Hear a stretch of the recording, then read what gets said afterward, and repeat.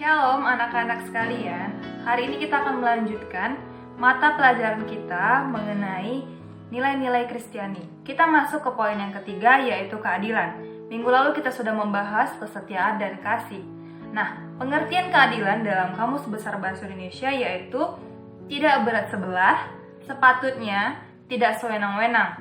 Keadilan itu sendiri berbaur dengan perbuatan atau perilaku kita yang berhubungan dengan tidak berat sebelah, artinya seimbang, di mana kita memperlakukan orang lain itu baik kepada kita dan dia juga berbuat baik kepada kita. Nah, itu yang dikatakan dengan adil. Nah, saat kita juga membagikan sesuatu hal, jika kita memberi teman kita si A 3 biji apel, kemudian kita memberikan teman kita si B juga sama 3 buah apel. Nah, itu yang namanya adil. Kita akan masuk kepada keadilan menurut Baron dan Bayer. Yang pertama yaitu keadilan distributif. Mengacu pada penilaian individual mengenai apakah mereka menerima bagian yang adil dari hasil akhir dan proporsional dengan kontribusi mereka pada hubungan sosial manapun. Nah, jelas dari pengertian ini mengenai keadilan distributif, di mana saat kita bekerja kita akan menerima upah. Itu yang dikatakan dengan adil. Apa yang kita berikan, kontribusi apa yang sudah kita lakukan, maka kita akan mendapatkan hasil yang sama atau upah. Itu yang dimaksud dengan keadilan distributif. Selanjutnya, yang kedua, keadilan prosedural. Mengacu pada prosedur yang digunakan untuk mendistribusikan hasil ke dalam anggota kelompok. Nah, di mana keadilan itu harus menggunakan prosedur yang berlaku. Nah, untuk didistribusikan ke dalam anggota kelompok. Jadi, misalnya seseorang itu melakukan sebuah kebaikan.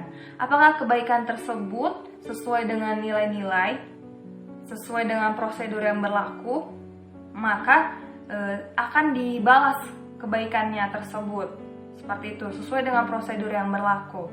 Ya, jadi bukan berarti asal saja diberikan, karena itu ada syarat-syaratnya, karena ada prosedur yang berlaku untuk mendapatkan keadilan. Yang selanjutnya yaitu keadilan interaksional, mengacu pada sejumlah orang, menjelaskan atau berlaku adil dalam mengambil keputusan, serta menunjukkan kepedulian dan sifat baik kepada orang-orang yang menggunakan hasil tersebut. Nah, jadi di mana ada sekelompok orang yang melakukan hal yang baik, maka mereka juga akan mendapatkan hasil yang baik.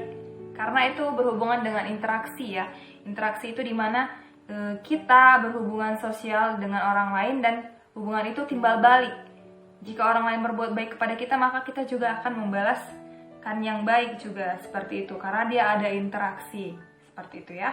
Jadi keadilan dalam interaksional, dalam berhubungan sosial. Kalau namanya kita berbuat baik tapi kita tidak dapat kebaikan, maka itu belum dikatakan adil. Nah, yang selanjutnya, mengapa harus ada keadilan? Karena di negara kita sendiri, masyarakat kita terdiri dari latar belakang pendidikan, ekonomi, status budaya, sosial budaya, tradisi, pola hidup maupun cara pandang itu berbeda. Jadi, untuk semuanya itu harus ada yang namanya keadilan, supaya tidak ada yang namanya menang sendiri ya, egois itu tidak diberlakukan di negara kita juga.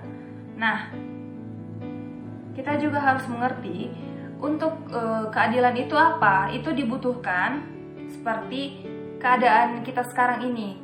Kita kan banyak adat, sosial, budaya, agama, itu beragam situasi. Jadi karena situasi yang berbeda, pola pandang yang berbeda, maka itu dibutuhkan keadilan. Kenapa? Karena memang negara kita itu sangat-sangat beragam ya. Bahkan untuk semua orang itu disarankan untuk hidup adil, seperti sila ke-5, keadilan sosial bagi seluruh rakyat Indonesia. Dan itu adalah kebutuhan utama bagi kita semua, adil. Nah, yang selanjutnya, poin terpenting yang kita pelajari sebagai remaja Kristen, ya, bagaimana cara dapat mewujudkan keadilan? Yang pertama, tidak pilih kasih atau memandang dan memperlakukan semua orang sama. Itu adalah poin pertama yang dapat kita lakukan agar keadilan itu tetap bertumbuh. Dan yang kedua, mendahulukan dan menghargai kepentingan umum dalam masyarakat. Nah, kita sebagai remaja Kristen, anak-anak ibu dimanapun berada, sebagai remaja Kristen bersosialisasi, maka kalian harus mendahulukan kepentingan umum di luar dari kepentingan pribadi. Ya, karena saat kita mementingkan kepentingan orang lain, suatu saat kalau kita ada kepentingan yang mendesak, orang lain juga bahkan berbondong-bondong orang akan mempedulikan kita. Selanjutnya, yang C, mendahulukan kebutuhan khusus dalam masyarakat serta menghormati siapapun yang menerima perlakuan ini. Nah, jika ada kepentingan yang khusus tapi dalam masyarakat, kita harus menghormatinya. Ya, misalnya mungkin ada beberapa rumah di dalam satu komplek. Nah, mungkin ada satu rumah yang membutuhkan suatu pertolongan, kita mengumpulkan uang untuk mereka, lalu masyarakat bersama-sama menolong. Itu kan khusus satu rumah. Kita harus mau menghargai, karena kita juga pasti nanti akan menerima perlakuan yang sama. Ya, itu namanya bersifat adil. Nah, yang selanjutnya itu yang D, memenuhi kewajiban terlebih dahulu agar hak orang lain juga terpenuhi. Jadi kita jangan hanya menuntut hak kita lakukan kewajiban kita. Kewajiban kita apa sebagai anak di rumah? Kewajiban kita membantu orang tua, membersihkan rumah. Itu adalah kewajiban, jangan hanya menuntut hak kita. Ketika kita melaksanakan kewajiban kita, maka orang lain juga akan memberikan hak kita kepada kita. Itu namanya adil, dan itu cara-cara berbuat adil. Oke, poin yang selanjutnya kita sudah masuk ke bagian belajar meneladani Yesus. Nah, ada tiga hal yang harus kita lakukan untuk belajar meneladani Yesus. Yang pertama, yaitu kesetiaan Yesus. Yang kedua, kasih yang sejati. Dan yang ketiga, adilnya Yesus. Nah, kita masuk ke kesetiaan Yesus. Dalam konsep Alkitab, tentang kesetiaan Allah yaitu totalitas, artinya memberikan hidup, karsa, dan karya sebagai bukti keselamatan. Jadi saat kita setia kepada Yesus, kita harus memberikan totalitas hidup kita. Kita harus memberikan semuanya untuk Yesus. Karsa dan karya kita hanya untuk kemuliaan Yesus. Itu namanya kita setia. Nah, selanjutnya, kesetiaan dilakukan tanpa syarat, tanpa paksaan, dan siapa yang menanggung konsekuensi atas kesetiaan tersebut. Jadi siap menanggung konsekuensinya. Maksudnya seperti ini. Kesetiaan itu dilakukan nggak ada syaratnya. Misalnya kita setia sama Yesus karena nanti kita akan masuk surga. Bukan seperti itu. Kemudian kita setia sama Yesus itu karena dipaksa orang tua. Bukan seperti itu juga. Dan kita siap menanggung konsekuensi apapun atas kesetiaan kita kepada Tuhan. Harus seperti itu kesetiaan kepada Yesus, ya. Yang ketiga, kesetiaan tidaklah mudah karena banyak ujian, tantangan, godaan, dan hambatan. Akan tetapi, justru itulah yang akan menentukan kualitas kesetiaan seseorang. Jadi saat kita ada tantangan, apakah kita tetap kuat, tetap tegar? Jika kita melakukannya, maka kita akan terlihatlah kualitasnya.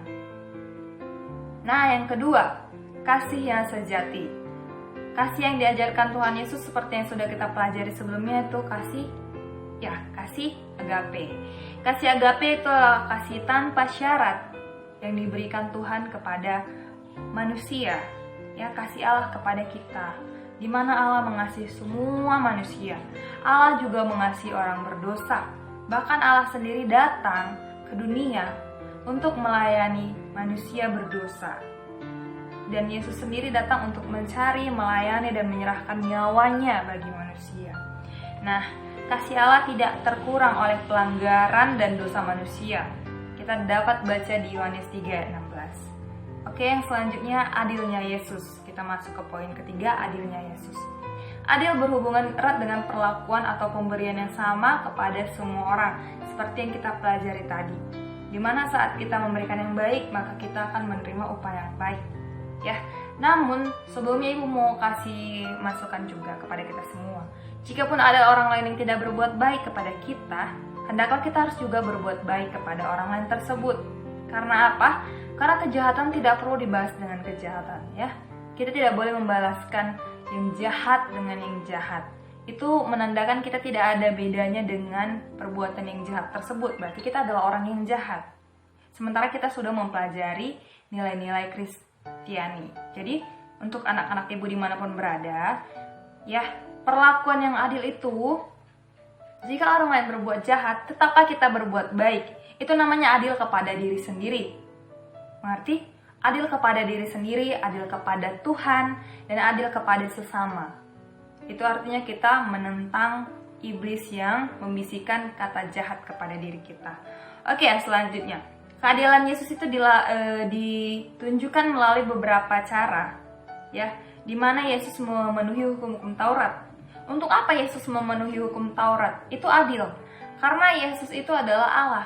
Jika dia tidak memenuhi hukum Taurat, ya, berarti dianya itu seorang yang menyombongkan diri seperti itu. Tapi tidak bisa dibilang menyombongkan diri karena dia itu adalah Allah. Namun Yesus tetap adil. Dia juga tetap memperlakukan dirinya sebagai manusia biasa. Yesus tetap memenuhi hukum Taurat. Yesus tetap merayakan hari-hari raya besar Yahudi. Jadi Yesus tetap melakukan keadilan. Nah, yang selanjutnya, tindakan Yesus yang adil dalam perjanjian baru, di mana ada seorang perempuan dari Kanaan, dari Siro-Fenisia, ya. Jadi dia itu bukan orang Yahudi, sementara Yesus adalah orang Yahudi. Di mana dulu sering dikatakan Yesus hanya datang dan untuk domba-dombanya, yaitu yang terhilang, orang-orang Yahudi. Jadi Yesus waktu itu sedang bersama muridnya, kemudian datanglah perempuan, tolong. Nah, kemudian dia meminta tolong untuk anaknya disembuhkan. Murid-murid Yesus saat itu tidak mengizinkan untuk disembuhkan karena dia bukan orang Yahudi. Seperti itu. Tapi Yesus tetap adil. Dia tetap menyembuhkan anak perempuan itu karena Yesus melihat isi hati kita. Dia melihat isi hati kita. Dia bukan melihat dari mana asal kita, siapa keluarga kita. Yesus tidak pernah memandang itu, ya. Kemudian juga ketika Yesus mengusir semua orang di bait suci, Yesus tidak melihat, oh ini penjual sapi, oh biar dia berjualan di orang kaya. Oh tidak, Yesus mengusir semuanya. Karena apa? Karena Yesus adil. Yesus tidak mau bait sucinya dijadikan sebagai sarang penyamun, seperti itu. Nah, sekian hasil pembelajaran kita.